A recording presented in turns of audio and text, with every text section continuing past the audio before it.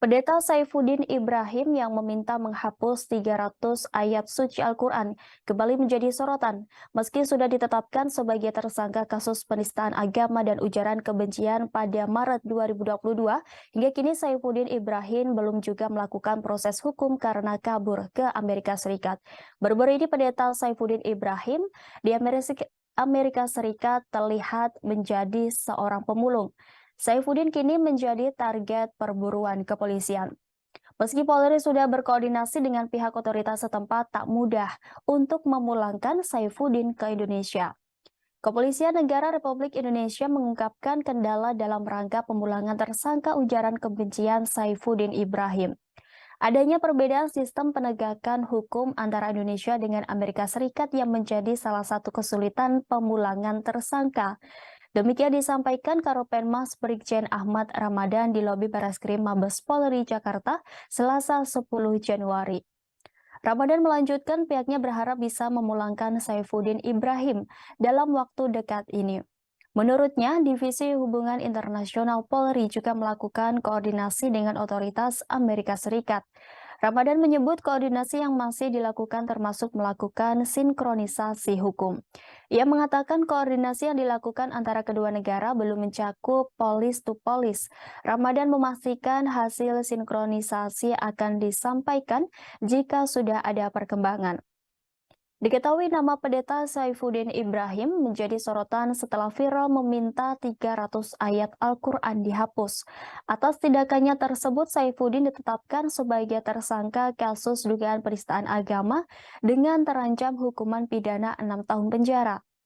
Ramadan menjelaskan bahwa Saifuddin Ibrahim dijerat dengan pasal 45A ayat 1 Jo pasal 28 ayat 1 Undang-Undang Nomor 19 Tahun 2016 tentang perubahan atas Undang-Undang Nomor 11 Tahun 2008 tentang informasi dan transaksi elektronik. Ia menyatakan bahwa pasal tersebut terkait dengan dugaan tindak pidana penistaan agama dan ujaran kebencian berdasarkan SARA. Selain itu, pasal itu berkaitan dengan dugaan penyebaran berita bohong alias hoax. Lebih lanjut, Ramadan menyampaikan pihaknya masih berkoordinasi dengan berbagai pihak terkait untuk mencari keberadaan tersangka yang diduga berada di Amerika Serikat.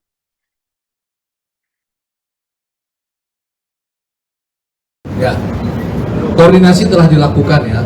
Pertama saya sampaikan bahwa Bareskrim telah membuat red notice, sudah menetapkan sebagai tersangka, dan pihak Interpol Indonesia atau Divisi Hukum Polri telah berkoordinasi dengan pihak otoritas di Amerika Serikat. Ya.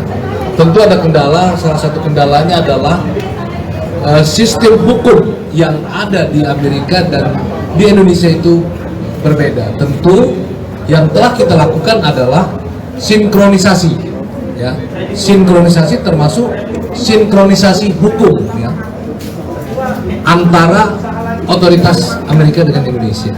Ya. Nanti ini proses ini masih berjalan, nanti akan kita sampaikan. Komunikasi dengan otoritas Amerika ya. Itu belum sampai ke polis ya, tapi pihak otoritas Interpol kita sudah ya, polis ya.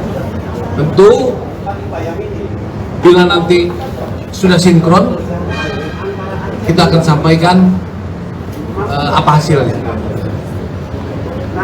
Jadi ini proses sinkronisasi ya, terkait dengan kendala yang kita sampaikan tadi ya. Masalah sistem hukum di Amerika Serikat dan di Indonesia itu masih berbeda. Terima kasih sudah nonton.